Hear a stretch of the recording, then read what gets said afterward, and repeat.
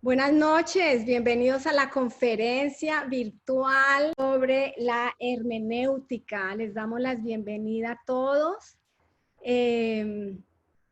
Factor H, interpretando las palabras del Padre Celestial. Ahora tenemos, si usted necesita interpretación, vamos a tener la traductora María Paula Castor y haga clic en el icono del mundito y se puede colocar para traducción a inglés. Ella está traduciendo en este momento. Para algunas personas que han preguntado cómo bajar el cuadernillo de notas, entonces puede ir a la página web del Mid-South District. Al final de la foto de la publicidad de esta conferencia, ahí dice descargue las notas. Ahí puede descargar las notas. Y vamos a seguir adelante. Hoy tenemos un invitado especial. Se llama el pastor Gonzalo Infante. Él va a ser nuestro próximo conferencista en agosto 4, 5 y 6. Él va a hablar sobre el tema influyendo en el mundo postmoderno. Pastor Gonzalo, por favor. Buenas noches, ¿cómo están? Mucho gusto en saludarles. Si Dios permite, vamos a estar el próximo mes hablando leyendo los tiempos actuales de Primera de Crónicas 12:31 acerca de influyendo en la cultura postmoderna. Simplemente para decirles que en el mundo occidental hay en este momento dos culturas totalmente opuestas. Una que tiende a estar desapareciendo, que es la moderna, y la otra que también tiende a emerger fuertemente, que es la posmoderna. Son absolutamente opuestas, tiene 21 ítems que reemplaza la una a la otra. Y lo que vamos a hacer es entender el pensamiento actual y utilizar sus puntos más vulnerables de necesidad que tengan para influir como iglesia aprovechando la ventana que se está abriendo. Es mostrar un evangelismo dinámico y ejemplar, no volviéndose iglesias posmodernas, ni tampoco atacando desde el pensamiento modernista a las personas con este tipo de cultura posmoderna. Es interesante ver cómo se formó esta cultura, pero va a ser dinámica y va a dar herramientas claves para ganar a muchos. Puede revolucionar el ministerio porque con este estudio me ha revolucionado el mío. Entonces, el 4, el 5 y el 6 de agosto nos vemos confiando en Dios. Muchísimas gracias, Pastor Gonzalo. Ahora también, hoy vamos a continuar con la sesión número 2 del tema de Factor H con el pastor Arturo Andrade. Y le voy a pedir a mi esposo que por favor nos dirija en oración. Buenas noches. Vamos a orar y dar gracias a Dios por el conferencista de esta noche y este tiempo juntos en diferentes ciudades y en diferentes naciones. Estamos unidos con un solo propósito. Padre, te damos gracias por este tiempo juntos. Gracias por tu palabra que trae verdad, que trae libertad, Señor. Bendecimos este tiempo, bendecimos al conferencista y te damos gracias por cada persona que ha podido estar haciendo parte de este tiempo de formación. En el nombre de Cristo Jesús. Amén. Amén. Entonces, por favor, preparen sus cuadernillos, preparen sus notas y vamos a seguir aprendiendo. Pastor Arturo. Sí, buenas noches. Pues qué bueno volver a estar aquí juntos para tener esta sesión en el Factor H. Ayer fue muy emocionante poder ver algunos conceptos claves, ponernos de acuerdo en algunas cosas importantes frente al tema de la hermenéutica, que aunque es un tema bien interesante y práctico, a veces algunos se han tornado como técnico, como difícil, como complicado, pero realmente la hermenéutica está al alcance de todos, es beneficiosa para todos aquellos que quieran estudiar la Biblia y aprender de ella. Entonces hoy vamos a comenzar nuestra sección 2 con algunos principios orientadores. Vamos a mirar 10 principios orientadores para el estudio de la Biblia. Aquí tienes como una infografía con los 10 compilados Pero entonces nosotros vamos a mirar uno por uno en esta noche. Vas a darte cuenta que no es tan difícil y que hay mucho ejemplo en la palabra de Dios para que nosotros podamos entrenarnos en esto. Y luego se vuelve tan intuitivo, se vuelve tan parte de nuestra lectura que aplicamos estos principios casi sin darnos cuenta. Y esto nos ayuda también para prevenirnos o advertirnos frente a los falsos maestros y las falsas enseñanzas, que vamos aplicando este factor H, estos principios orientadores, en una manera tan natural que nosotros vamos a ser beneficiados en nuestro estudio. Pero entonces vamos a iniciar, como dice la escritura aquí en Hechos 8, 26, 35. En sus cartillas de participante, ahí tienes esta lectura. En cuanto a Felipe, un ángel del Señor le dijo: ve al sur por el camino del desierto que va de Jerusalén a Gaza. Entonces él emprendió su viaje y se encontró con el tesorero de Etiopía, un eunuco de mucha autoridad bajo el mando de Candace, la reina de Etiopía. El eunuco había ido a Jerusalén a adorar y ahora venía de regreso. Sentado en su carruaje, leía en voz alta el libro del profeta Isaías. El Espíritu Santo le dijo a Felipe: acércate y camina junto al carruaje. Felipe se acercó corriendo y oyó que el hombre leía al profeta Isaías. Felipe le preguntó: ¿entiendes lo que estás leyendo? El hombre contestó: ¿y cómo puedo entenderlo a menos que alguien me explique? Y le rogó a Felipe que subiera al carruaje y se sentara junto a él. El pasaje de la escritura que leía era el siguiente: como oveja fue llevado al matadero, y como cordero en silencio ante sus trasquiladores. No abrió su boca. Fue humillado y no le hicieron justicia. ¿Quién puede hablar de sus descendientes? Pues su vida fue quitada de la tierra. El eunuco le preguntó a Felipe: dime, ¿hablaba el profeta acerca de sí mismo o de alguien más? Entonces, comenzando con esa misma porción de la escritura, Felipe le habló de la buena noticia acerca de Jesús. Estas son las palabras de Dios en el libro de los Hechos, capítulo 8, versículo 26 al 35. Y es importante este tema para nosotros hoy, porque este encuentro fue propiciado por el Espíritu Santo. Estos dos hombres se encontraron porque el Espíritu Santo fue quien actuó de manera soberana para juntarlos. Un hombre en su carro, un hombre educado, un hombre influyente, bien ubicado, un alto funcionario, un hombre que venía a Jerusalén por una necesidad espiritual. Él quería adorar.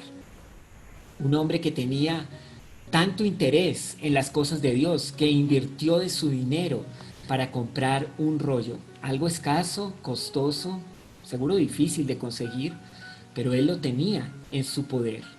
Además de que no solamente lo poseía, sino que lo leía con atención. Y claro, él llega a un pasaje en el rollo, en Isaías, que le causa muchísima intriga, porque él es un funcionario, pero es eunuco, es estéril por causa de su función pública.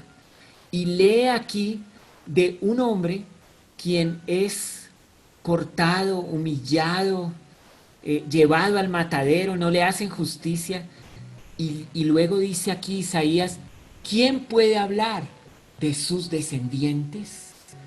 Y para este hombre la intriga era total.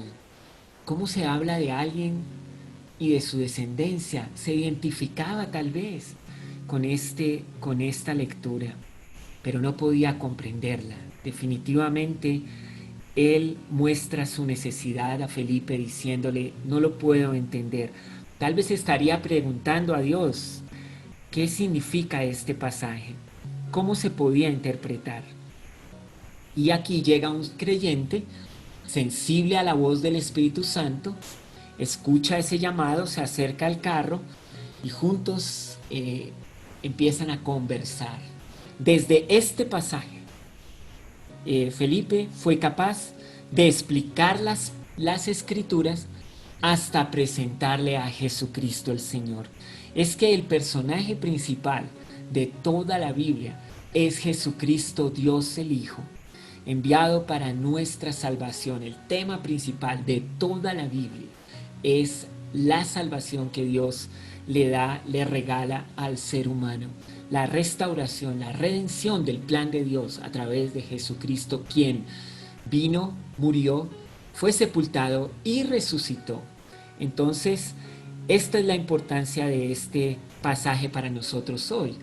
Necesitamos ser creyentes que son sensibles a escuchar la voz de Dios y movilizarnos cuando el Espíritu Santo nos lo pide, pero también ser capaces, desde cualquier parte de la Escritura, con una correcta interpretación, presentar a Jesús, el Señor y Salvador.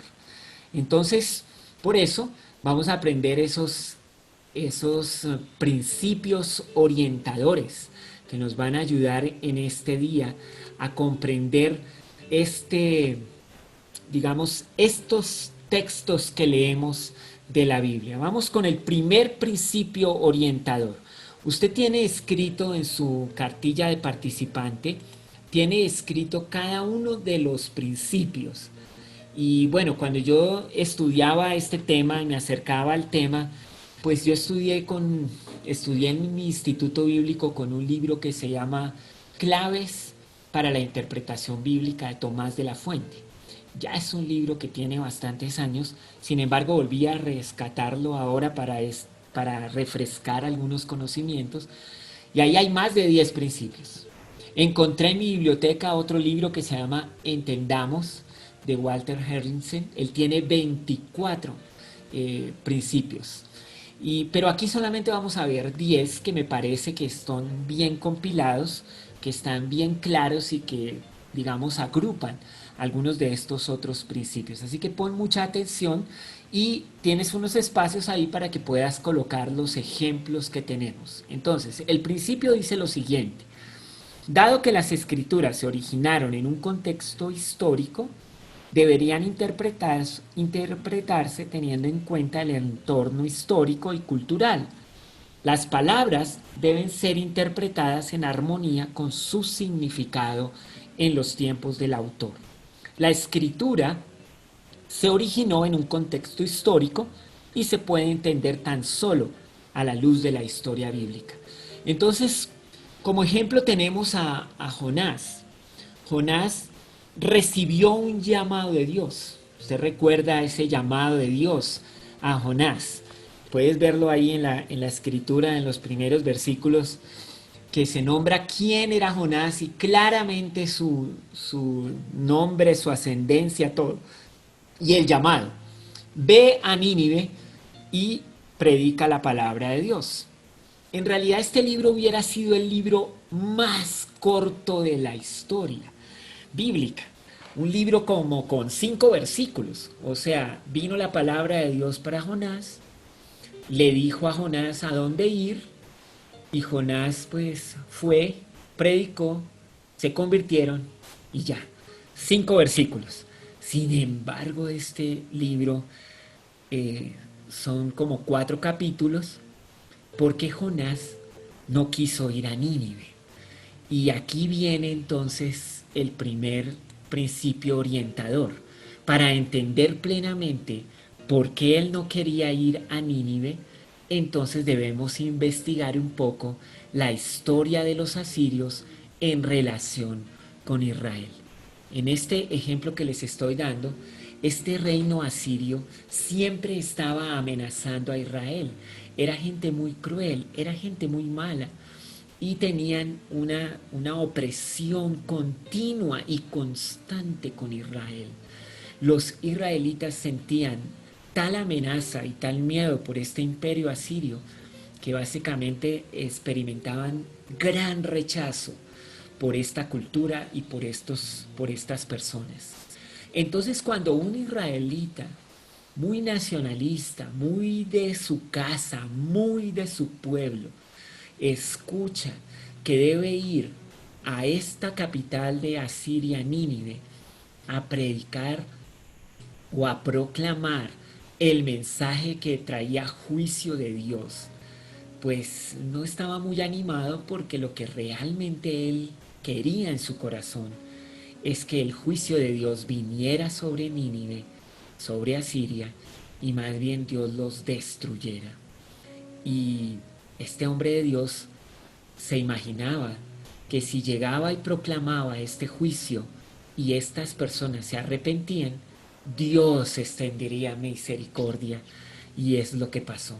Por eso la escritura que tiene su contexto, que tiene su ancla en un momento muy particular de la historia, donde se vivía culturalmente de una forma, la cosmovisión incluía elementos muy particulares. Estudiarlos nos ayuda a entender las motivaciones de los personajes bíblicos, el llamado con mayor claridad, y de allí podemos nosotros interpretar sanamente, correctamente esta palabra. Hoy sería el equivalente. Entonces uno dice, bueno, ¿cómo sería hoy? Porque entonces ya nos damos cuenta la dificultad que tenía Jonás. ¿Será que hoy también tenemos dificultades cuando se trata de proclamar la palabra de Dios? Tal vez algunas personas que nosotros resistimos, rechazamos, no nos caen bien, nos hacen daño, nos amenazan, y Dios nos pide que vayamos y compartamos el Evangelio. Bueno, ahora podemos entender un poco los sentimientos que Jonás tenía o se despertaban en él por causa de este llamado. Entonces este es el primer principio orientador. No te olvides, hay que ver todo este contexto. Ayer hablamos de la exégesis y vimos los diccionarios bíblicos, vimos los mapas de las tierras bíblicas. Hay una geografía, hay un uso y costumbre. Todo eso lo puedes consultar y aprender. Hay comentaristas que les gusta darnos más sustancia sobre el uso y costumbre, como William Barclay. Entonces son comentaristas que puedes consultar con seguridad y te ayudarán a entender un poco más los entornos socioculturales de la época. Ahora vamos a nuestro segundo principio orientador. Intente verse a sí mismo como parte de los eventos bíblicos. Reviva la historia como si usted estuviera allí. Entonces, por ejemplo, aquí tenemos el ejemplo, la carta a los hebreos. Esta carta a los hebreos presenta en toda su extensión que lo mejor es Cristo. Lo mejor es Cristo. Cuando lo habían perdido todo y eran expulsados de las sinagogas, estaban sin templo, sin sacerdote, sin sacrificio, se sentían como muy abandonados, dejados por causa de Jesús. Recibían a Jesús los hebreos y los echaban de su casa, no les daban entrada a la sinagoga. Ellos sentían una pérdida real.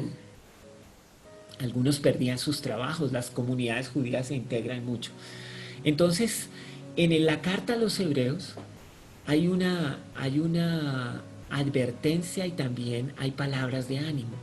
Es como esta doble mensaje que siempre se encuentra en esta carta. Se les advierte, se les anima y se les da ejemplos para que ellos no decaigan en su fe. Pero entonces imagínate tú viviendo el primer siglo. Por causa de la fe, has perdido lo que es más valioso e importante para ti. Has perdido tus relaciones sociales, la oportunidad de entrar en la sinagoga. Has perdido los héroes de tu fe en un momento. Y entonces, ¿ahora qué voy a hacer? La carta a los hebreos empieza a decir a estas personas, tranquilo, tienes un mejor sacerdote, tienes un mejor sacrificio, hay un mejor templo. Jesús es mejor que los ángeles, es mejor que Moisés. Y los héroes de la fe seguirán siendo estos que han creído, que han colocado su confianza en Él. Cuando tú te ubicas en ese momento particular y vives estas presiones que ellos vivían o intentas imaginar estas presiones que ellos sentían, entonces las palabras de ánimo de esta carta y las advertencias toman mejor sentido. Mira, ahí en Hebreos es donde se dice la palabra la palabra es como una espada de dos filos que penetra muy profundo en nuestro corazón. Ahí es donde se dice no dejes de congregarte como algunos tienen por costumbre, pero han perdido sus relaciones, sí, pero la comunidad es importante. Entonces, intente verse a sí mismo como parte de la historia, reviva la historia como si usted mismo estuviera allí. La diferencia en el primer punto y este segundo es que en el primero tú entiendes la geografía, lo sociocultural, cómo se vivía, y ahora en este segundo punto tú revives como las emociones, los sentimientos que ellos podrían estar experimentando como parte de los hechos que ellos vivían. Entonces ese es nuestro segundo principio orientador. Ahora vamos a un tercer principio orientador. Este es bien interesante. Interprete un pasaje en armonía con su contexto. Un texto sin contexto puede ser un pretexto para cualquier cosa. Ese sí es un principio fundamental para todo en la vida, pero especialmente cuando lees la Biblia. Un texto sin un contexto puede ser un pretexto para cualquier cosa. En realidad es un asunto serio.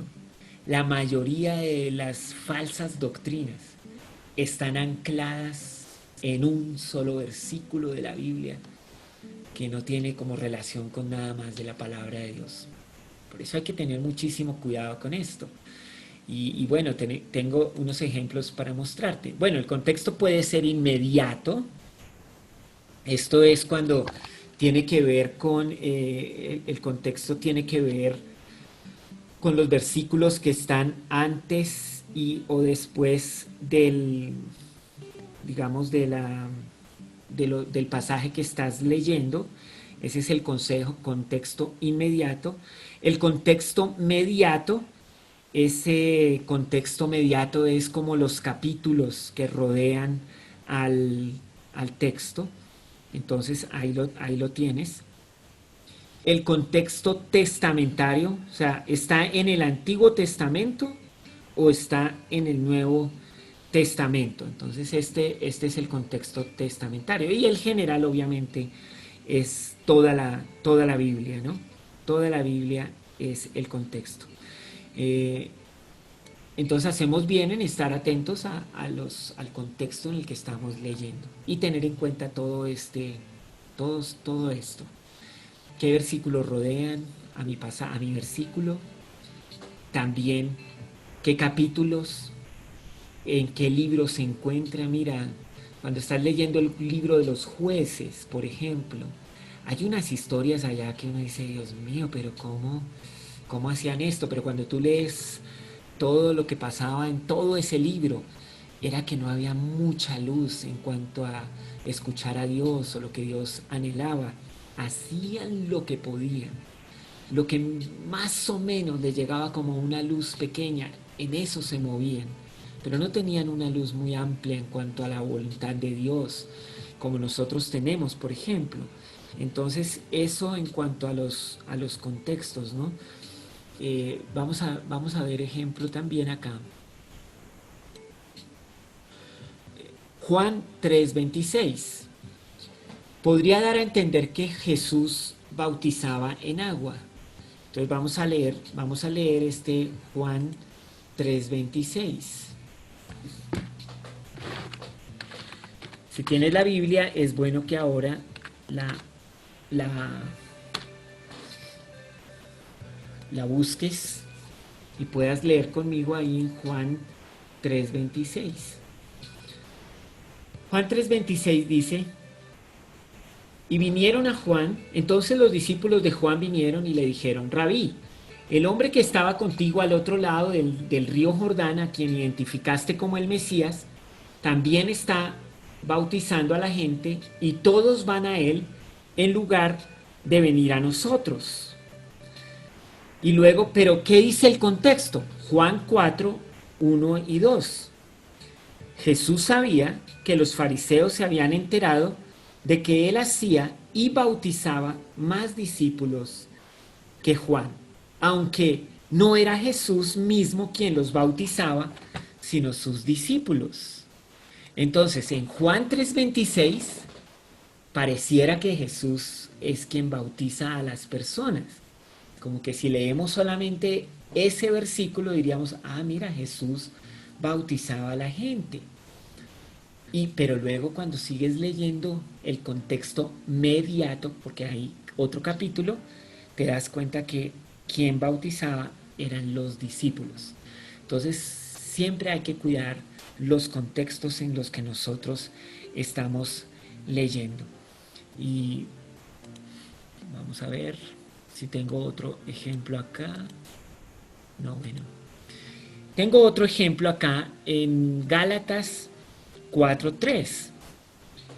Se habla de los rudimentos del mundo. Piénselo de la siguiente manera, dice Gálatas 4. Si un padre muere y deja una herencia a sus hijos pequeños, esos niños no están en mejor situación que los esclavos hasta que se hagan mayores de edad, aunque son los verdaderos dueños de todas las posesiones de su padre.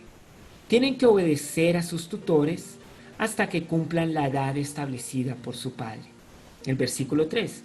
Eso mismo sucedía con nosotros antes de que viniera Cristo. Éramos como niños, éramos esclavos de los principios espirituales básicos de este mundo, los rudimentos del mundo. Sin embargo, cuando se cumplió el tiempo establecido, Dios envió a su Hijo, nacido de una mujer y sujeto a la ley. Dios lo envió para que comprara la libertad de los que éramos esclavos de la ley, a fin de poder adoptarnos como sus propios hijos. Y debido a que somos sus hijos, Dios envió al Espíritu de su Hijo a nuestro corazón, el cual nos impulsa a exclamar, Abba, Padre. Ahora ya no eres un esclavo, sino un hijo de Dios. Y como eres su hijo, Dios te ha hecho su heredero. Entonces, estos principios o rudimentos espirituales de este mundo se quedan atrás cuando nosotros venimos a Jesús y lo recibimos como Salvador. Así que ya podríamos explicar qué son los rudimentos del mundo que hay que dejar. Pero necesitas el contexto inmediato para poder interpretar un versículo como este de Gálatas 4:3. ¿Y qué tal si estamos leyendo el libro de Eclesiastés?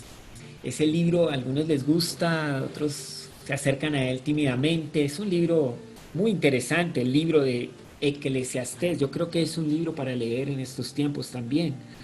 Pero cuando tú ves todo el libro bajo la perspectiva de Eclesiastés 1:3, que dice que todo es debajo del sol, que se repite como 30 veces en este libro, estableciendo el contexto para mostrarnos que todo debajo del sol es tan vacío, tan temporal, que tiende a destruirse, a acabarse.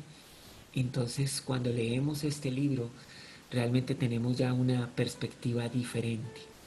Así que el contexto de todo el libro nos ayuda para cada versículo que nosotros estamos leyendo ahí. Así que el contexto es muy importante a la hora de interpretar y a la hora de interpretar todo lo que llega a nuestras manos. Si nosotros solo nos quedamos con un versículo, es posible que cometamos errores en la interpretación. Bueno, vamos a ver el principio orientador número 4. Existe solo una interpretación de un pasaje y en general es literal. Si el texto tiene sentido literal, no busque un sentido figurativo. Y aquí pues una mención especial a las parábolas. Por lo general las parábolas pues enseñan una lección básica y central, pero existe mucha facilidad y aún fascinación por alegorizar cada aspecto del texto. La meta del intérprete más bien debe ser extraer correctamente esa lección básica y no caer en la trampa o en la fascinación de estar alegorizando todas las cosas que aparecen ahí en esa parábola. Por ejemplo, Agustín de Hipona, en su explicación de la parábola del buen samaritano, según la cual el hombre que iba de Jerusalén a Jericó representaba a Adán. Jerusalén es la ciudad de paz celestial, cuya dicha perdió Adán al pecar. Jericó simboliza la luna y esta a su vez significa la mortalidad del hombre, pues la luna nace, crece, mengua y muere. Los ladrones son el diablo y sus ángeles. Los golpes, la incitación a pecar. El despojamiento, la pérdida de la inmortalidad. La condición del herido que quedó medio muerto. El deplorable estado moral del hombre caído. El sacerdote y el levita, el sacerdocio y el ministerio del Antiguo Testamento, incapaces de salvar. El samaritano sería el Señor. Y bueno, imagínense, no tendríamos cómo acabar una parábola si cada elemento en ella tuviera como un significado. Y quizás por estar en este intento de ver cada detalle y aplicarle un significado, nos desviamos del propósito por el cual esa parábola fue dicha. Este modo de interpretar introduce un bosque de detalles, nos distrae más bien de lo importante y no deberíamos estar usando las parábolas de esa forma. Lo que te animo es para que cuando leas las parábolas puedas extraer la lección básica que ella quiere mostrarnos. Y generalmente, cuando fue dicha, Jesús dijo, o antecitos la narración dice, y para mostrarles este punto, les refirió esta parábola. Entonces uno tiene que aplicarse un poquito a ese contexto para que la parábola de verdad nos sea útil en su lección básica. También es muy importante que algunas parábolas están explicadas por el mismo Señor, entonces no vamos a buscarle sentido, o sea, figurado a lo que realmente es literal. Mira, si la Biblia dice que Jesús, frente a una multitud de 5,000 hombres, más mujeres, más niños, y Él les dio de comer a todos ellos, esto es así, fue así de literal, había esa multitud ahí, no era algo figurado. El mismo texto nos puede aclarar cuando algo realmente es figurado. Por ejemplo, si tú estás leyendo las palabras de Jesús cuando dice que Él es la puerta o que en nuestro interior correrán ríos de agua viva, entonces pues eso es figurado y ahí mismo dice, pero esto dijo Jesús del Espíritu que habrían de recibir los creyentes. Entonces el río de agua viva es una figura para mostrarnos el Espíritu Santo que vendría sobre nosotros. Pero la misma Escritura nos da esas pistas y no debemos dejarnos fascinar por tantos detalles o hacer oscuro un texto que ya es claro. Así que si un pasaje es figurado, cuando queremos interpretarlo literalmente, pues sería imposible. Primera de Juan 6:53, si no coméis mi carne, dijo Jesús, ¿no? La carne del Hijo del Hombre y bebéis su sangre, no tenéis vida en vosotros. Querer interpretar este versículo literalmente sería absurdo, porque entonces nos estaría invitando a un tema de canibalismo que en la Biblia no aparece en ninguna parte. Timoteo 1:13, Pablo le dice a Timoteo, habiendo sido blasfemo, perseguidor, injuriador, mas fui recibido a misericordia. Pues este pasaje lo debemos interpretar literal, no soporta otra interpretación. Así fue el apóstol Pablo. Lo que él está diciendo es así de real. Entonces, podemos concluir este cuarto principio diciendo: no interprete lo literal figurativamente. No interprete lo figurado literalmente. Claro, ahora cuando nosotros estamos viendo los principios nos parece como tan obvio, tan del sentido común. Y sí, es que realmente esto tiene que ver mucho con nuestra manera de ver las cosas, pero ojo, apliquémonos a estos principios y especialmente a la Biblia. El quinto principio. El objetivo de la interpretación es comprender el significado claro para los receptores originales. No busque significados ocultos o místicos, sino más bien diga lo que el texto dice. Encuentra el punto clave y permanece en él. Esto es muy importante. Es uno de los principios que necesitamos hoy más que nunca tener con claridad. Por ejemplo, el término aceite de Santiago 5:14 significa lo que dice: el enfermo debe ser ungido con aceite, literal. Claro, puede tener un sentido espiritual en cuanto a que hablamos de la unción sanadora de Dios o la acción del Espíritu Santo, porque un símbolo del Espíritu Santo podría ser el aceite. Pero cuando estás leyendo Santiago y cuando Santiago lo dijo, realmente lo que hacían en la práctica era tener un aceite que equivalía como a una medicina y la ponían sobre las personas enfermas para aliviar sus dolencias.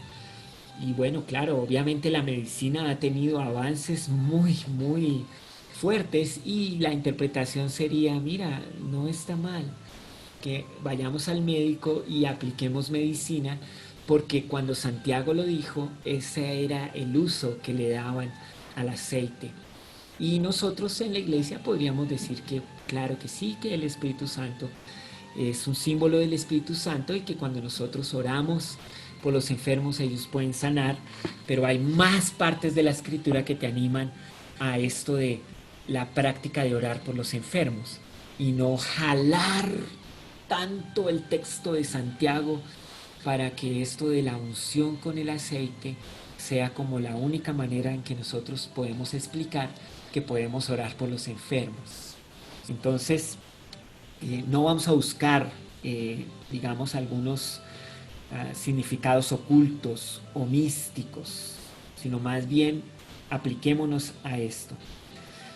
No tienes que tener un código para realmente decodificar la Biblia. Hace muchos años había un libro por ahí que se llama como el Código Secreto de la Biblia. Hace poco me llegó otra vez ese libro ya en PDF a mi computador. Quizás algunos creyentes han llegado a tener esto. Y bueno, la tesis del autor de este libro es que ellos desarrollaron algoritmos matemáticos, pusieron esto en un computador y empezaron a mirar cómo se desarrollaban estos algoritmos, y que con estos algoritmos pudieron ver que en la escritura o en la Biblia se daban ciertos eventos o se mostraban ciertos eventos que en la historia ocurrieron, y al seguirlo corriendo podían decir qué eventos futuros podían correr. Y cuando pues yo fui invitado a ver esta información y a ver cómo era que funcionaba esto, había algo muy profundo que yo decía: pero ¿será que sí? ¿Será que realmente necesitamos algo tan complicado, tan elaborado, tan modelado matemáticamente, computadores y todo esto, para poder entender las palabras de Dios, el mensaje de Dios para nosotros? Y lo cierto es que no. Dios no quería ocultar su verdad, su palabra, su voluntad, su deseo. Él no lo quiere ocultar. Él quiere que sea claro para ti. Todo el esfuerzo de la Biblia es para que sus palabras estén muy cerca de la humanidad. Y pues por eso la bibliología me encanta, porque veo lo sobrenatural de Dios haciendo un esfuerzo más allá de lo humano, todo su poder ahí para que nosotros podamos tener este libro que ha sido tan perseguido, tan tratado de ser acabado tantas veces en la historia y aún permanece para nosotros. Así que no necesitamos códigos, no necesitamos ninguna cosas ocultas ahí para entender la palabra de Dios. Hasta un niño puede entender las escrituras. Eso dice la palabra del Señor ahí en 2 de Timoteo 3:15, que tienen un significado para que nosotros podamos ir a la salvación. Las enseñanzas del Señor son perfectas, reavivan el alma. Los decretos del Señor son confiables, hacen sabio al sencillo. Salmo 19:7. La enseñanza de tu palabra da luz, de modo que hasta los simples pueden entender. Salmo 119:130. Así que este principio nos ayuda a no espiritualizar las palabras de un texto, a no darle a no tratar de pensar que esto es para gente muy iluminada y que solo los muy iluminados pueden comprender las palabras de Dios. Ayer vimos a quién ilumina el Espíritu Santo. A ver, ¿recuerdas a quién ilumina el Espíritu Santo? Si tienes la posibilidad del chat, me gustaría que tú recordaras a ver quiénes son los que ilumina el Espíritu Santo. Y no son a gente así como que hace modelos matemáticos o estudian en universidades bíblicas muy profundamente. A ver, ¿recuerdas a quién ilumina? Vamos a mirar algunas de estas preguntas en el chat. A ver, ¿quiénes son los que...? Ah, sí, a los humildes, claro que sí. A los obedientes y a los creyentes. Muy bien, están muy atentos. Esta es una conferencia buena por eso, porque nos muestra con sencillez. El Espíritu Santo ilumina al creyente, aquel que ha recibido a Jesús como Señor y Salvador. El Espíritu Santo ilumina al humilde, al que se acerca para querer aprender. Y también el Espíritu Santo ilumina al obediente, el que se acerca a la Biblia con el deseo de vivir y aplicar lo que aquí estamos nosotros viviendo. Así que gracias por las respuestas en el chat. Y mira, realmente no es tan complicado. No, el Espíritu Santo no va a iluminar al que pues está, quién sabe dónde, en la academia. No.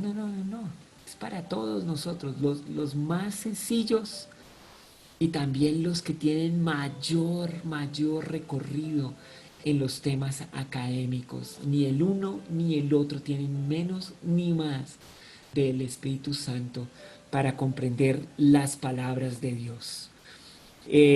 Otro término, este me gusta, este término, aquí venga a ver, lo tenemos, el término vino, de Efesios 5:18, significa vino literal, aquel que era de uso común en los tiempos bíblicos. Era una mezcla de una parte de vino por 3 o 4 de agua. Este era el vino en los tiempos bíblicos. Perdón. En los tiempos bíblicos esta era la palabra vino. Cuando la Biblia dice que Jesús en la última cena tomó vino, es literal. Cuando Efesios 5:18 dice que no se embriague con vino, es literal. Ahora, nosotros podemos pues darle un sentido más amplio cuando interpretamos el tema del vino. Por ejemplo, en Efesios 5:18, que no te embriagues con vino en lo cual hay disolución, sino más bien sea lleno del Espíritu Santo. Claro que nosotros podríamos dar una aplicación a este texto mostrando que el hombre no debería estarse esclavizando de algunos hábitos o algunas cosas externas en su vida que le hicieran perder el equilibrio, la ecuanimidad, el balance en su vida, sino que más bien se llene del Espíritu Santo. No necesitas sino al Espíritu de Dios para tener una vida plena. No necesitas nada más. Podríamos nosotros jalar el significado, pero ya es una aplicación La interpretación es vino, sí, que esclaviza, que es adictivo, que destruye, que disuelve la vida. Claro que sí. Nosotros necesitamos verlo de esa forma. Otro, digamos, otro puntico aquí en este quinto principio orientador en cuanto al significado claro para los receptores originales y no buscar significados ocultos o místicos, es con los nombres bíblicos. Un principio importante es que los nombres bíblicos no solo se usaban para distinguir a una persona de otra, sino que también a veces señalaba características personales e individuales de las personas que llevaban ese nombre. Es bien sabido que los hebreos ponían los nombres intentando darle un carácter al que llevaba el nombre. Y bueno, esta práctica la tenemos ahí. Por ejemplo, David significa amado, Jacob significaba significa suplantador, Jesús significa salvador, Pablo significa pequeño. Y bueno, tú podrías así. Simón significa caña, y resulta que Jesús viene y le dice, bueno, Simón, sabes, ya no serás como caña, ahora serás Pedro, como piedra, firme, estable, ya no llevado de un lado para otro, ahora ahí, firme. Entonces, bueno, es como el significado de los nombres que podría ser interpretado, pero hay que tener cuidado con esto porque pues no se trata de encontrar cosas ocultas en la Biblia, se trata es de ver lo más claro de la Biblia. Y sí, a veces yo recuerdo una vez una prédica en mis tiempos de creyente, que mi pastor llegó un día y leyó un versículo y era como una genealogía, eran como 4 o 5 nombres, y leyó el versículo y dijo, vamos a orar y con este versículo hoy vamos a hablar. Y yo decía, Dios mío, pero ¿qué va a decir de este versículo si son solo 4 nombres? Pero cuando definió, mostró el significado de cada nombre en el hebreo, entonces tenía todo sentido. Pero es algo que requiere de mucho estudio y él lo presentó de una manera con mucha gracia y no es algo que realmente se repita mucho. La verdad yo no he hecho una prédica así en mi vida, de solamente tomar los nombres y a través de sus significados mostrar un mensaje bíblico. Creo que la Biblia tiene mayor claridad en sus textos y en esos debemos nosotros enfocarnos. Bueno, vamos a mirar ahora el sexto principio bíblico. Dice así, la Biblia se interpreta mejor a sí misma. La escritura es la que mejor explica la escritura. Deje que los pasajes claros lo ayuden a interpretar los que son poco claros. Por ejemplo, la condenación de Isaías respecto al deseo de Judá de buscar la ayuda de Egipto y de poner su confianza en una fuerte caballería. Isaías 31:1. Estuvo tal vez motivada en gran parte por una orden que Dios les dio en Deuteronomio 17:16, donde decía Dios a su pueblo que no fueran a Egipto a buscar caballos. Entonces, ahí lo tienes en Isaías 31:1 y Deuteronomio 17:16. La Biblia explicándose a sí misma. Pasajes paralelos. Entonces, Mateo 3, 13 al 17 y Marcos 1, 9 al 11, ambos se refieren al bautismo de Jesús. Son pasajes paralelos. Hacemos bien entonces en tener estos pasajes paralelos en cuenta. Y los evangelios, o sea, digamos en los evangelios sinópticos se llaman así, porque se escribieron como muy cerca uno del otro y entonces refieren muchas veces las mismas historias y por eso un estudio de la Biblia, cuando uno lee en un pasaje y luego mira el otro, eso ayuda mucho. También, por ejemplo, algo interesante de la nueva traducción viviente, que es una de las traducciones más actuales de la Biblia al español, hicieron un trabajo de encontrar las palabras en los evangelios griegas, la palabra griega que se repetía en cada evangelio. Entonces al español hicieron el esfuerzo de adjudicarle la misma palabra en español. Esto es una ayuda tremenda porque pues cuando uno está leyendo entonces los evangelios puede fácilmente ver dónde están las palabras similares y los pasajes paralelos. Es una ayuda en la nueva traducción viviente.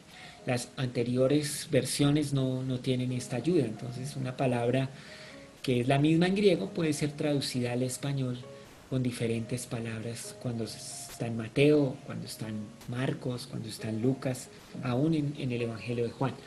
Entonces, para tener en cuenta. Y las parábolas, a veces el mismo Señor Jesús daba la explicación a la parábola, como por ejemplo la parábola del sembrador en Mateo 13, que en el mismo capítulo tiene su interpretación. Y libros enteros, ¿no? Por ejemplo, el libro de Levítico, cuando ya tú lees la carta a los hebreos, puede tener su mejor comentario. La Biblia se explica mejor a sí misma. La Biblia se interpreta mejor a sí misma.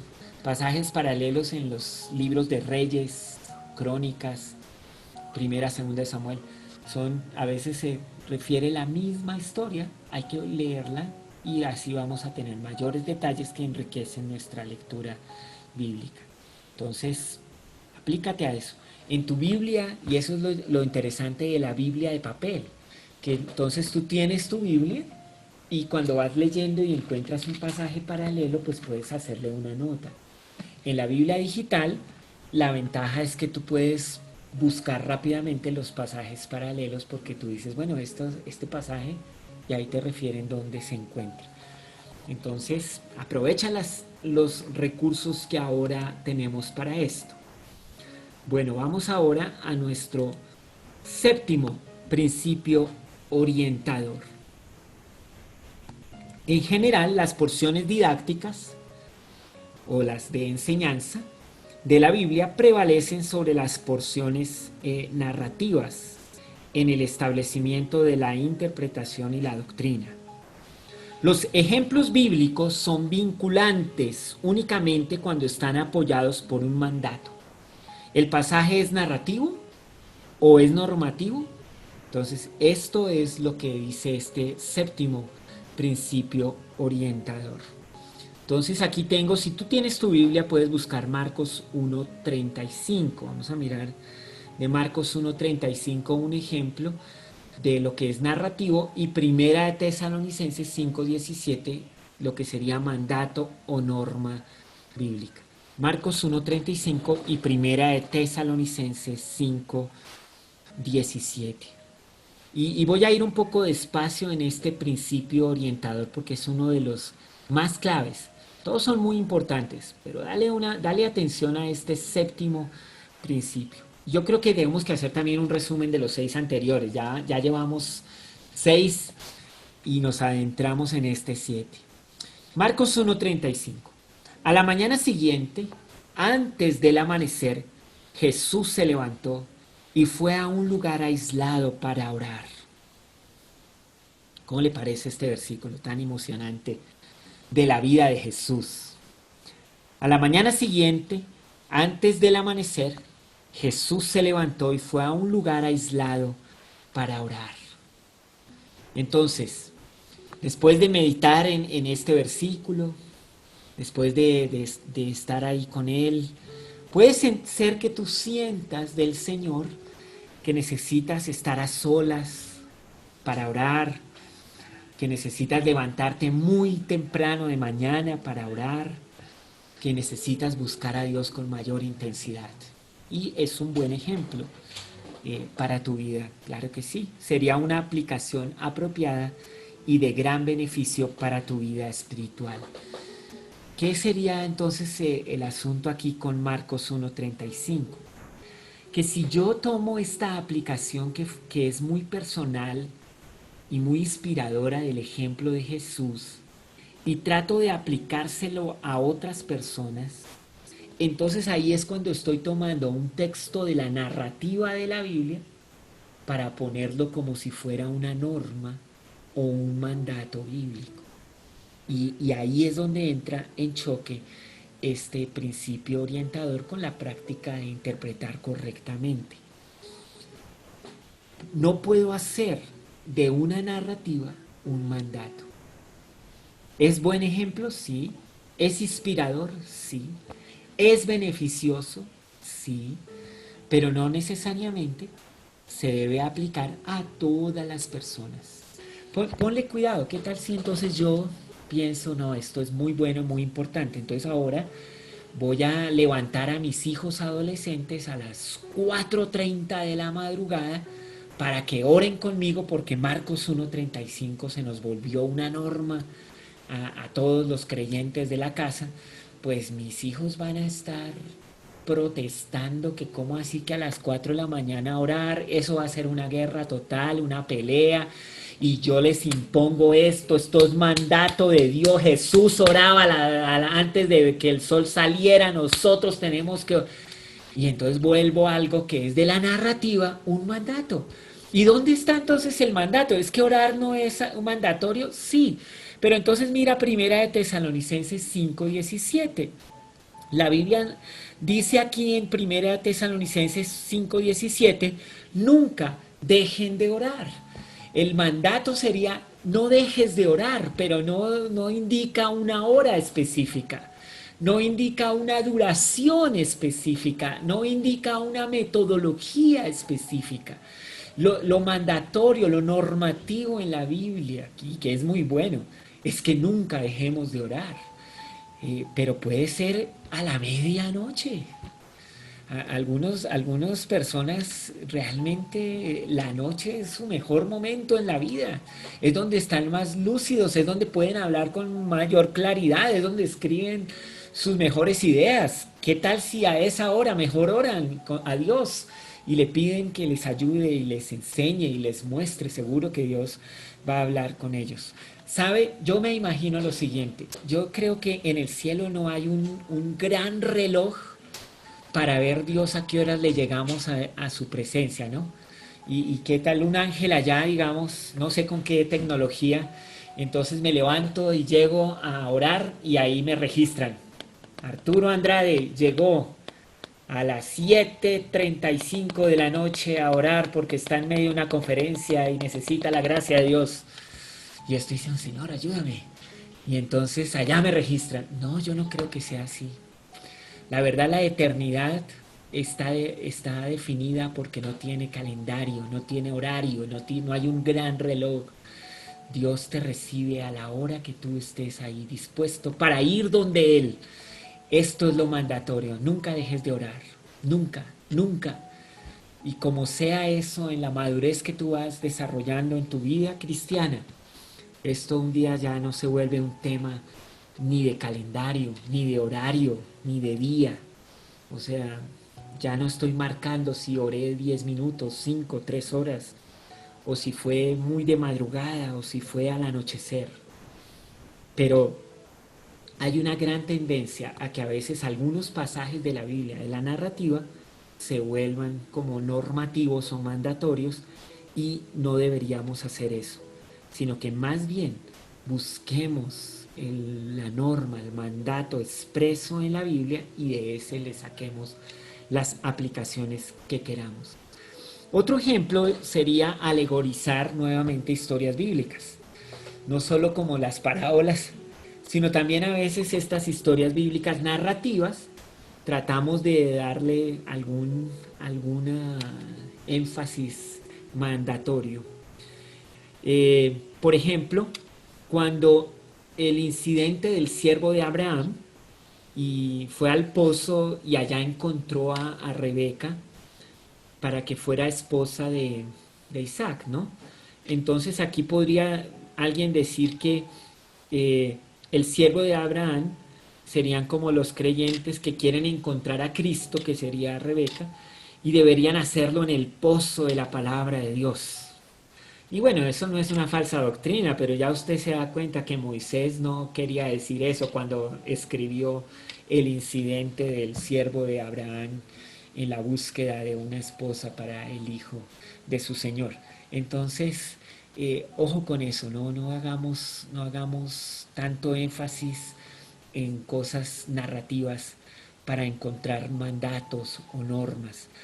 Sin embargo, claro, predicar la narrativa es maravilloso. Yo mismo he predicado las historias de la Biblia y este es el esfuerzo.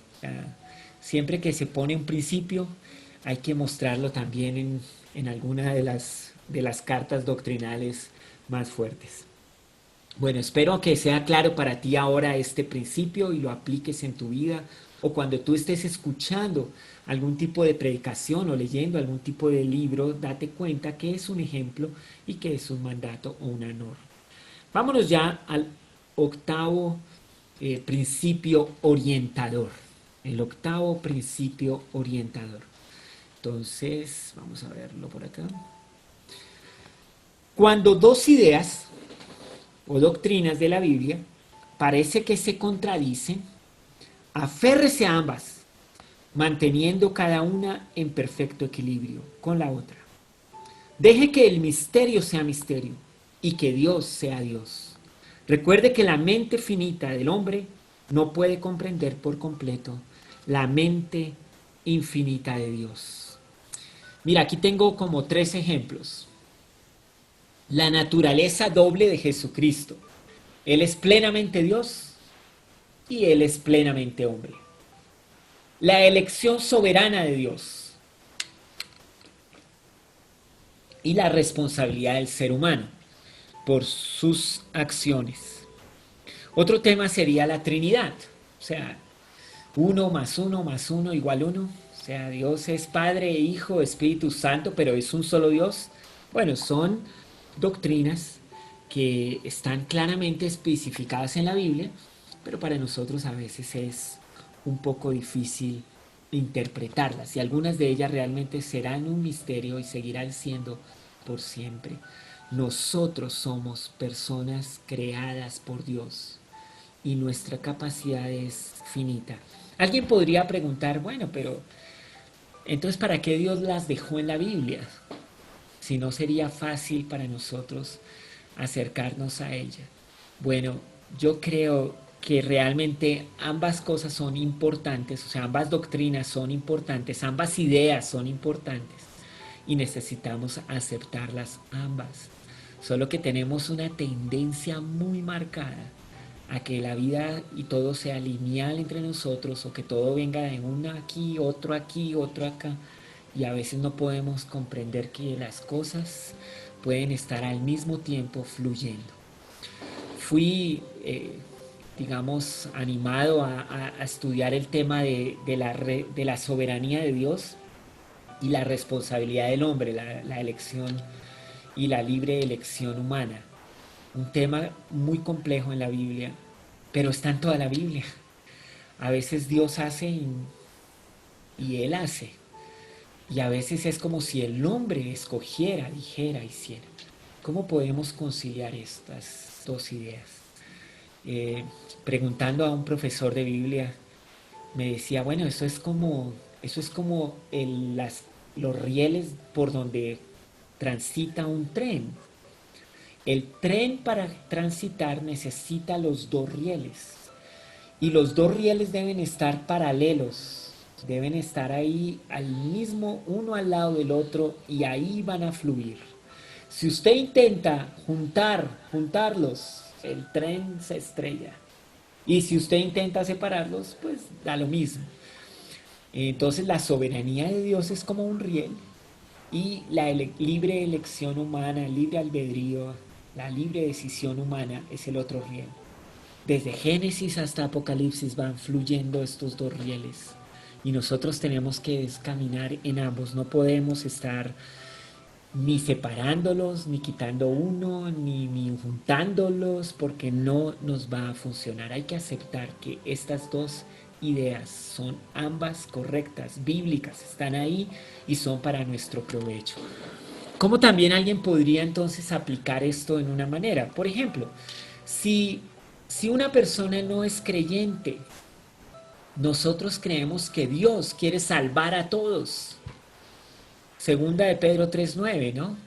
Dios no quiere que ninguno perezca, sino que todos procedan al arrepentimiento. Entonces yo voy a compartirle el Evangelio a todo el mundo. Y cuando alguien ya recibió a Jesús como Señor y Salvador y ha pasado de muerte a vida, ahora es un hijo de Dios. Entonces qué bueno decirle, ¿sabes qué? Dios te había elegido desde antes de la fundación del mundo.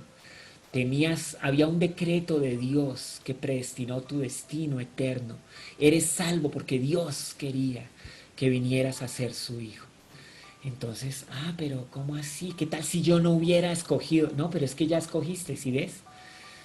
Entonces, tienes que ir con ambas ideas al mismo tiempo. Quizás a la hora de hablarlas es lo importante, porque al que no es creyente, ¿qué tal decirle, no, quién sabe si usted Dios lo tiene predestinado? ¿Qué hacemos? ¿Cómo vamos a hacer para saber? ¿Será que le predico o no le predico? Porque si Dios no lo ha elegido, me va a rechazar. No, yo no sé. Yo tengo que vivir con la idea de que Dios quiere salvar a todos, que es su voluntad. Y cuando es salvo le digo, oye, te felicito, ¿sabes qué? Dios ya te había escogido desde antes. Ambas doctrinas las acepto, las vivo. Pero tiene su tiempo para hablar a cada uno, cada doctrina. Tiene su momento para explicársela o decírsela a cada uno. Así que no nos vamos a confundir con esto, sino vamos a aceptar que realmente la palabra de Dios tiene estas ideas que parecen contradictorias, pero que realmente tienen su lugar y su momento. Otro ejemplo sería, este es muy interesante, ¿sí? El apóstol Pablo escribió y dijo, el justo por la fe vivirá. Y esto está escrito en el Antiguo Testamento. Pero Santiago dijo, muéstrame tus obras y entonces yo veré tu fe. Y no es por obras para que nadie se gloríe. Entonces, ¿qué pasó? Pablo y Santiago estaban peleados, se andaban contrapunteando. No, recuerda, el Espíritu Santo inspiró a ambos. Cada uno tenía una intención dirigida por el Espíritu Santo para escribir. Claro que sí, las obras no te van a ayudar para que Dios te reciba como su hijo.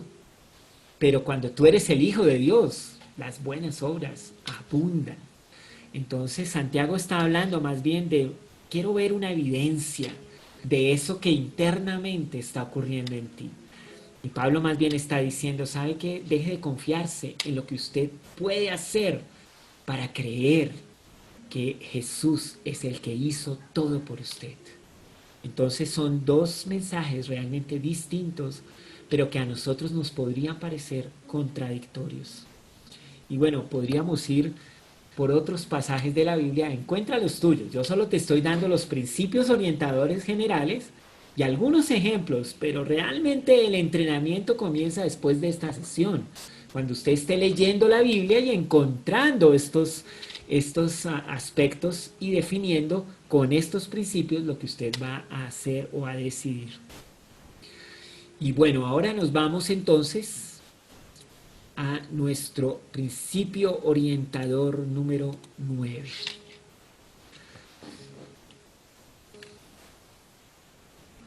El propósito principal del estudio de la Biblia es cambiar nuestra vida, no solo aumentar nuestro conocimiento.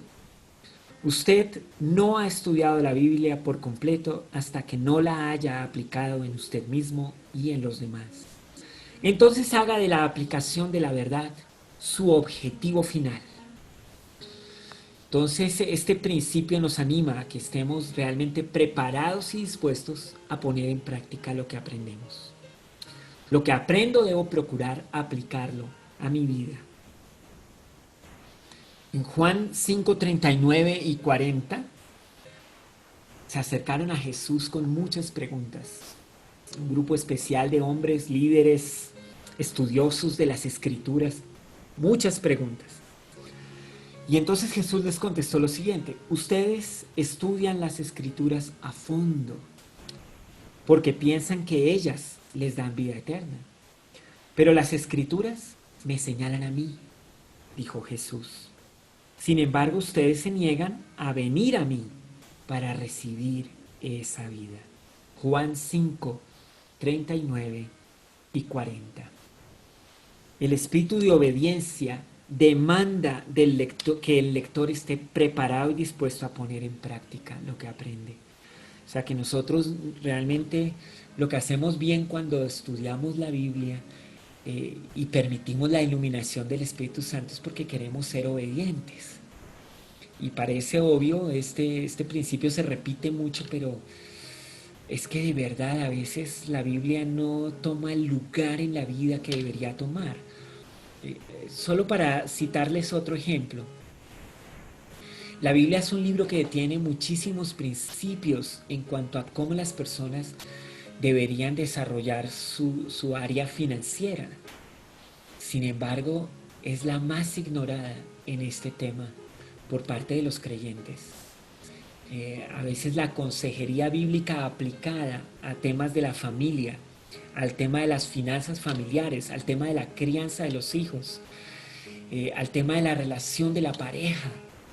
Y uno empieza como a conversar con las personas cristianas acerca de estos temas y bueno, sorprendente, conocen las Escrituras, saben lo que la Biblia dice. En una ocasión era sorprendido porque había un hombre que hasta me podía decir versículos que yo mismo no había considerado sobre el tema. Le dije, no, espérese que yo tengo que anotar esos versículos, están muy buenos. Pero ¿cuál es el problema? La obediencia. Vivir en ellos, caminar en ellos, aplicarlos cada día. Bueno, ese es otro tema. Pero ahí es donde te quiere Dios.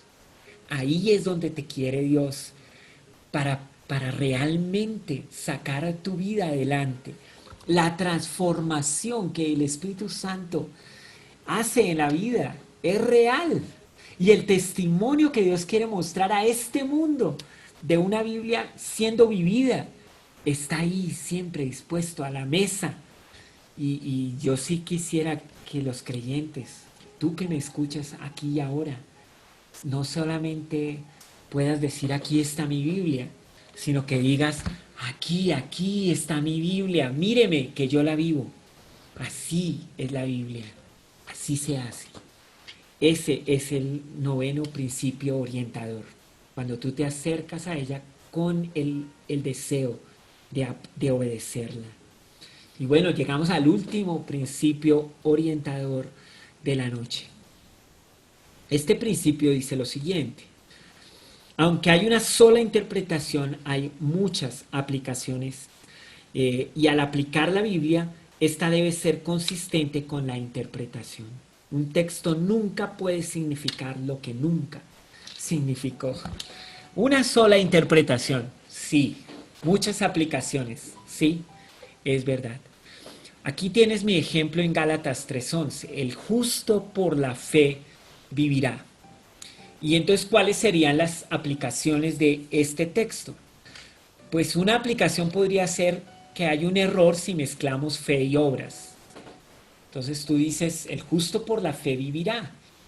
Y le dices a alguien, ¿sabes? No mezcles fe y obras. Eso es un error.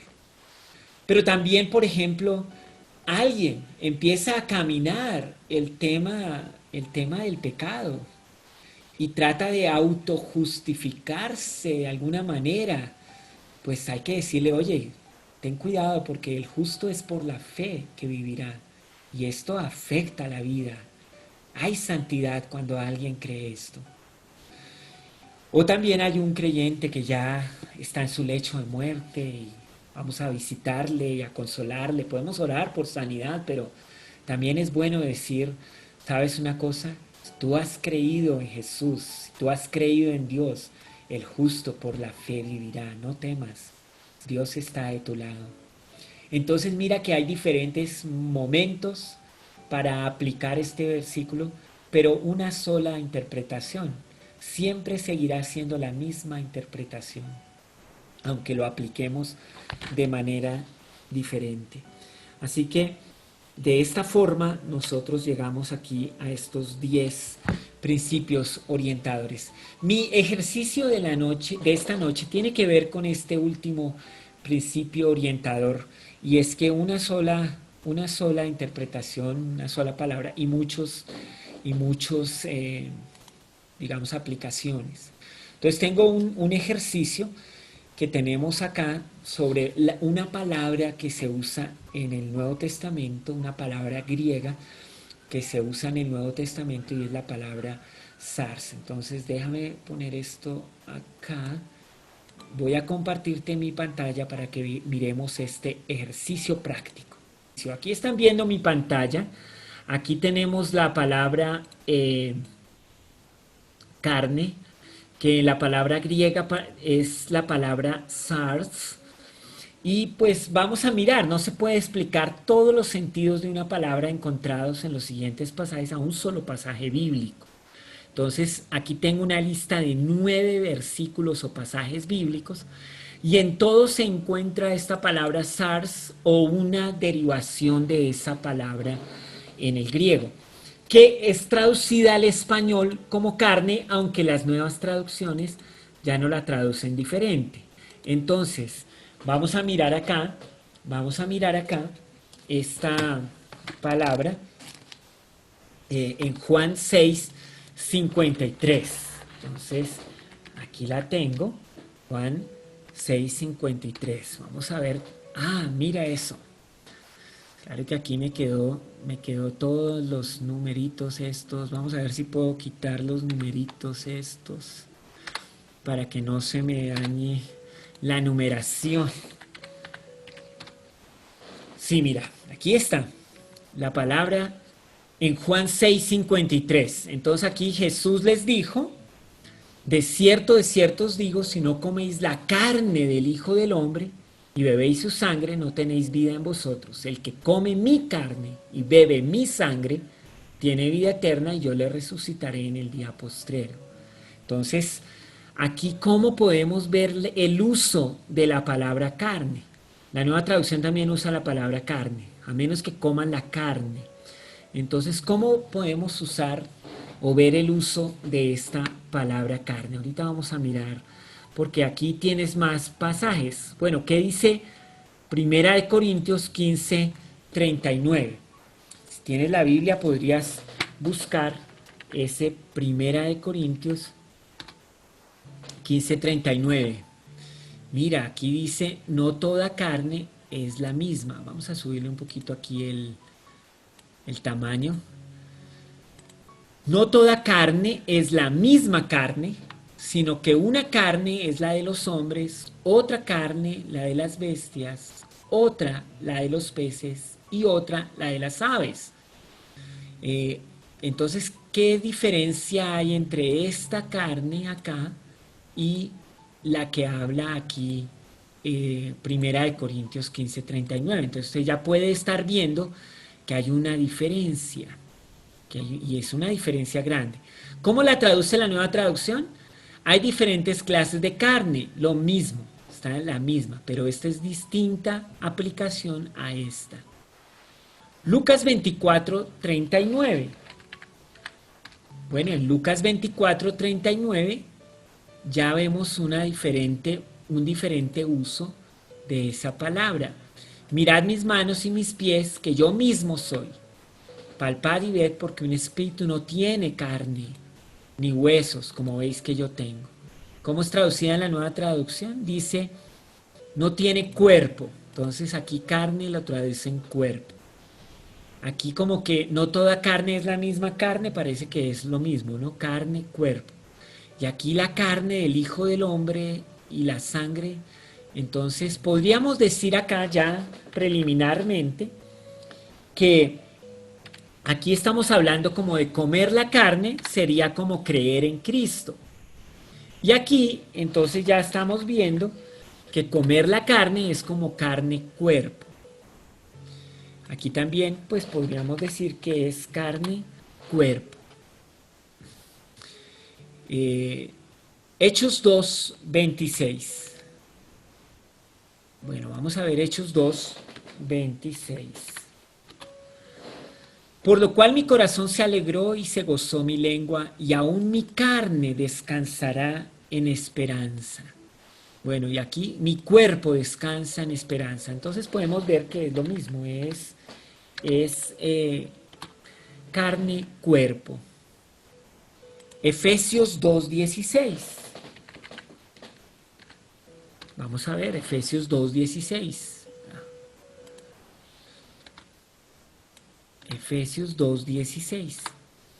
Y mediante la cruz reconciliar con Dios a ambos en un solo cuerpo. Pues aquí ya vemos una diferencia. Aquí ya vemos una diferencia en el uso de la palabra carne. La palabra está en griego, pero no la traduce en cuerpo. Un solo cuerpo. Pero ¿qué cuerpo es este? Dos pueblos en un solo cuerpo, matando las enemistades. Bueno, aquí parece que entonces ya tenemos un uso diferente de esta palabra, cuerpo como algo corporativo, un uso distinto. Efesios 5:29. Porque nadie aborreció jamás su propia carne, sino que la sustenta y la cuida. Aquí nadie odia su propio cuerpo, carne, cuerpo. Yo no sé si ya estás notando que la nueva traducción, un español nuevo, ya pone el asunto diferente, ¿no? Ya lo traduce distinto.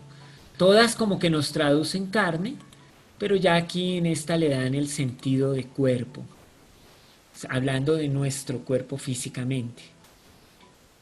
Juan 1:13. A los cuales no son engendrados de sangre ni de voluntad de carne, sino ni de voluntad de varón, sino de Dios. Wow, entonces aquí ya es otro uso distinto.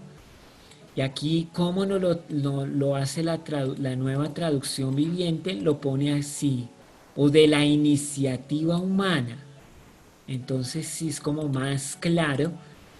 Ellos nacen de nuevo no mediante un nacimiento físico como resultado de la pasión o de la iniciativa humana, no de la voluntad de carne. Entonces es como que la traducción aquí, la idea de carne aquí es más bien la iniciativa humana para referirse a la persona. Romanos 7:25. Dice, gracias doy a Dios por Jesucristo, así que yo mismo con la mente sirvo a la ley de Dios, mas con la carne a la ley del pecado. Wow. Esta carne, ¿a qué se refiere? Esta es una de las que ha sido más difícil de traducir. La palabra griega es la misma.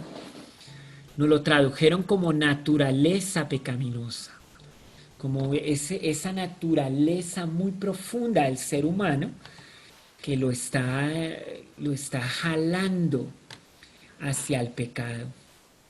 Entonces aquí está traducido como naturaleza pecaminosa. Entonces podríamos decir acá que aquí carne se refiere a naturaleza pecaminosa. Y bueno, en el último también, Gálatas. Ahí.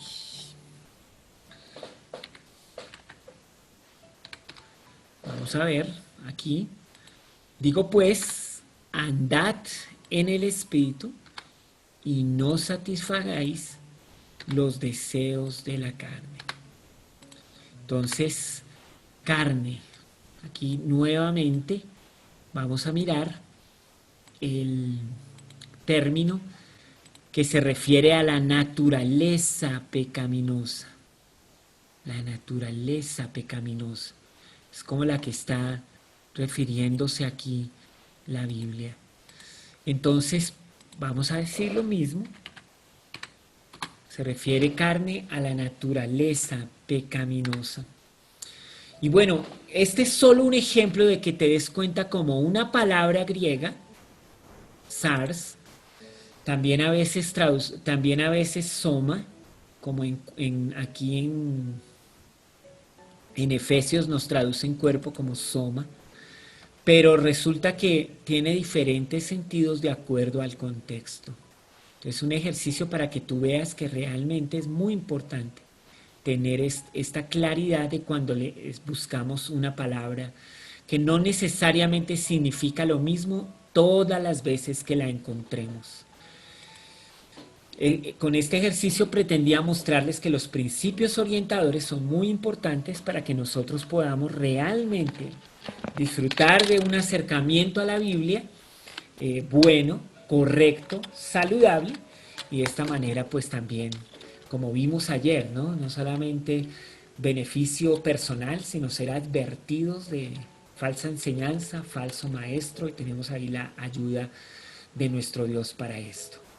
Bueno, con esto termina mi parte. Si hay preguntas, este es el momento para que las podamos resolver con la ayuda de Dios, claro que está. Pastor Arturo, una pregunta que surge, y gracias por esos 10 puntos excelentes. Imagínate que en un momento de mi vida fui a una iglesia y el pastor dijo que iba a orar porque en ese momento el Espíritu Santo le iba a inspirar lo que iba a decir. Estamos hablando de un momento inspirativo para una prédica y pues ese es el primer punto. ¿Qué opinas de esas inspiraciones o por lo menos qué recomendación tienes? Y la segunda es respecto a que él empezó a predicar y empezó a predicar de Filipenses 4:13, hablando de las palabras, todo lo puedo en Cristo que me fortalece, y empezó a hablar del evangelismo, empezó a hablar de la motivación y empezó a hablar que nosotros deberíamos todos tener una vida de empuje y hacia adelante, utilizando la palabra, todo lo puedo en Cristo que me fortalece. Entonces lo pregunto porque es muy común entre nosotros, a veces, pues no sé si se llama improvisación o lo que sea, y usar ciertos versículos de manera coloquial. ¿Cuál sería tu opinión? Sí, muchísimas gracias. Qué pregunta tan buena, porque realmente con ella uno podría aquí tener el tema amarrado en una sola práctica, ¿no? Pues yo personalmente creo que si un creyente es aplicado en el estudio de la Biblia, si un creyente está entrenándose continuamente, diariamente, ejercitándose en disciplinadamente estudiar la palabra de Dios, aprenderla, tomar de ella, vivirla en obediencia, y como dijimos, siendo iluminado por el Espíritu Santo, que ilumina al creyente, al obediente, al humilde. Entonces, claro que sí, en algún momento de la conversación, los creyentes pueden tener palabra uno al otro, según la práctica de Colosenses 3:16.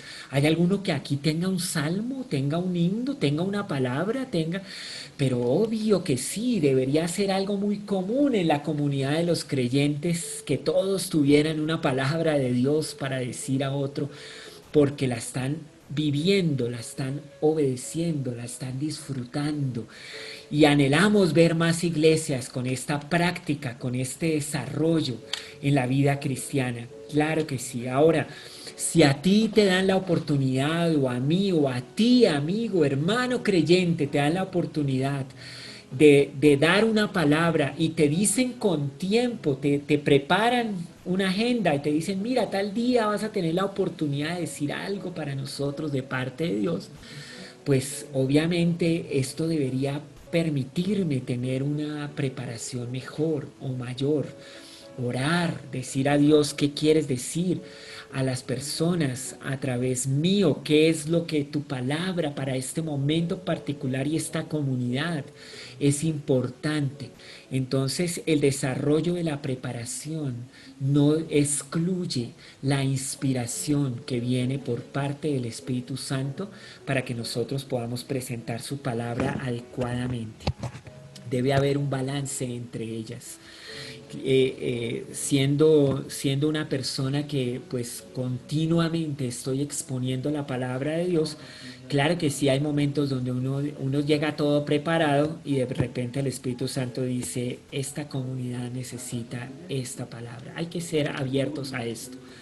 pero la mayor parte del tiempo es mejor que yo esté preparado, porque de antemano Dios también me lo puede decir. Mira que Dios es soberano, lo sabe todo, todo adelante, atrás.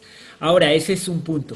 El segundo punto es, claro, si yo llego ahí como a hablar lo que digamos, está surgiéndome del momento y tomo una cita bíblica como esta que acabas de mencionar, de todo lo puedo en Cristo que me fortalece, y me olvido que está escrita a los filipenses, me olvido de su contexto inmediato, no me doy cuenta de ese contexto inmediato, los capítulos que está contenida esta cita bíblica.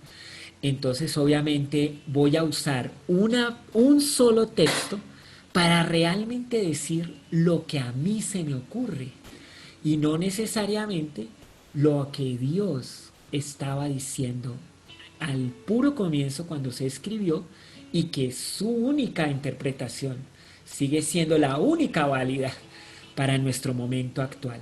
Puedo ver aplicaciones de todo lo puedo en Cristo para que me fortalece, pero desde una única sola interpretación clara y correcta. Ahora, esto es casi una invitación a predicar Filipenses 4:13, pero no lo voy a hacer porque si no aquí nos quedamos hablando de estos versículos maravillosos, pero creo que es uno de los más abusados por la iglesia cristiana en cuanto a su aplicación o interpretación así a la ligera. Y lo único que quiero decir para concluir esta respuesta a esta pregunta es que no deberíamos nosotros usar la Biblia para decir lo que a nosotros se nos antoja. Últimamente parece que la tarima, la oportunidad de exposición de la palabra o la oportunidad de hablar en auditorios, sean virtuales o físicos, se ha convertido en la oportunidad para que yo diga lo que a mí se me ocurre y le salpico algunas citas bíblicas. Yo creo que la proclamación del Evangelio debe primero tener una base sólida en la buena interpretación de los creyentes, y sobre eso construir una buena comunicación muy estable, muy bien estructurada al pueblo de Dios. Pero todo creyente tiene esa responsabilidad de hacerlo y también de cuando lo ve, pues no tomarlo todo así como se lo dan. Victoria, hay una pregunta más. ¿Qué opina de ayudas como los diccionarios en hebreo y griego para una mejor interpretación de los textos originales? Sí, eso, digamos, lo que ha ocurrido cuando empezó el tema de la traducción de la Biblia al español o al inglés moderno, actual, entonces comenzó también una gran controversia entre los creyentes en cuanto a qué traducción es la mejor, en cuanto a mejor usar esta traducción que esta otra. Y bueno, empezó una gran lucha entre los creyentes porque pues amamos ciertas traducciones de la escritura. Yo me convertí con una traducción y la amo, la tengo memorizada. Cuando los versículos me salen de memoria, me salen es en la Reina Valera de 1960. Es que no hay nada que hacer. He tratado de memorizar la Biblia en la nueva traducción viviente y que va, a la hora de la hora me sale en la Reina Valera. Pero, ¿qué es lo que es importante para decir en esto? Que estas traducciones están ancladas en un idioma original que no está cambiando. Y a Dios gracias, estas palabras claves de la Biblia se están colocando ya en libros que se compilan con ese propósito.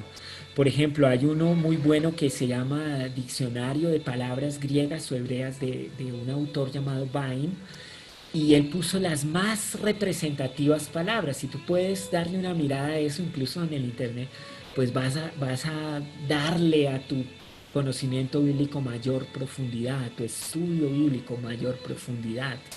Entonces vale la pena contar con esos recursos, usarlos bien. Y yo me acuerdo un día que discutíamos con alguien sobre una palabra que estaba en la Reina Valera y yo la decía en la nueva traducción y me decían, pero es que esta dice así, pero esta dice así. Y yo le dije, bueno, busquemos su original. Y cuando ya fuimos a la fuente original de la palabra, ni él, ni yo, ni nada que ver. Entonces nos dimos cuenta que el sentido original de la palabra en griego era mucho más profundo de lo que nosotros queríamos discutir acá. Entonces vale la pena tener esos recursos siempre a la mano. Y no son difíciles de consultar, cualquiera puede consultarlos.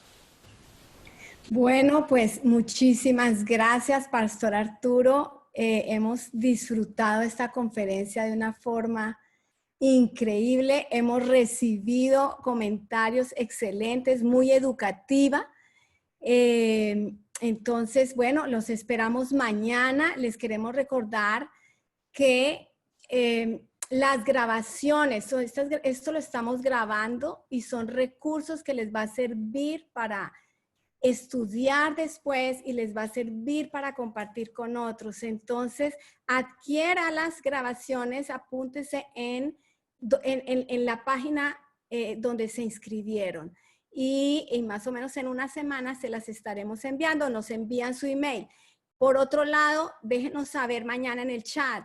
Si usted ponga su email, usted quiere grabación, ponga su email, déjenos saber su interés sobre las grabaciones y están disponibles. Otra cosa, los cuadernillos y estas notas, yo le pregunté al pastor Arturo si él nos las podría dar, las hojas que llena los ejercicios, yo creo que es un material muy interesante para que podamos repasar esos estudios que él ha hecho, estos ejercicios. Entonces los vamos a colocar en la página web del distrito también para que los descarguen y tengan un archivo de notas y de recursos que les van a ayudar y les van a ayudar para que continúen pasándolo a otras personas. Entonces, ¿con eso los dejamos? Sí, yo creo que fueron 10 principios inolvidables. Así que si hoy fue bueno, mañana es mejor. No vaya a perder y vamos a terminar con fuerza. Así que mañana estaremos a las 7 de la noche comenzando. Si puede estar unos minuticos antes, sería ideal. El Señor les bendiga y nos vemos mañana. Bendiciones. Bendiciones.